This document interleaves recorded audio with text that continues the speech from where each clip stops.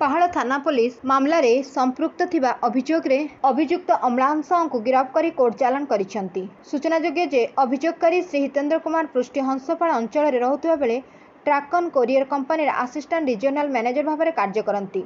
अभियुक्त अम्लान साहू उक्त कंपनी गोदाम रे पूर्वर जड़े सिक्यूरीटी गार्ड भाव में कार्य करथिबा बेले गत 31/1/2024 तारीख दिन उक्त चाकरी छाड़ी जोमाटो कंपनी तरफ कल्पना जोन अंचल में जड़े डेलीवरी बॉय भाव कार्य आरंभ करते।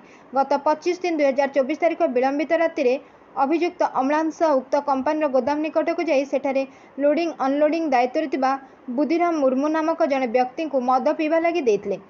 मद्यपान पर बुद्धिराम निदरे शोई पड़ा पर अभियुक्त जनक निज मुह को ढांकी गोदाम घर सटर खोलिया सहित भितर पशि 3टी यूपीएस गोटे प्रिंटर गोटे स्कानर और गोटे लैपटॉप चोरी कर नहीं गाँव को पलाई जावा सहित घर पछपाखे लुचाई रखिले। अभियोग पर पुलिस यह घटनार तदंत करने सहित घटनास्थल में लगी सीसीटीवी फुटेज को जांच करते। तदंत समय मिलता एक विश्वस्त सूत्र को आधार कर घटनास्थल में चढ़ाऊ करने सहित अभियुक्त अम्लान साहू को गिरफ्त कर निकटर चोरी सामग्री सबको जबत कर सक्षम होते। पचरा उचरा बेले अभियुक्त अम्लान साहू निजर दोष स्वीकार करते। अभियुक्त अम्लान साहू जड़े अभ्यासगत अपराधी थिबा एवं तांको नामरे पूर्वरु मध्य विभिन्न थाना रे 10टी अधिक आपराधिक मामला रहिथिबा तदंतरु जणा पड़िछि।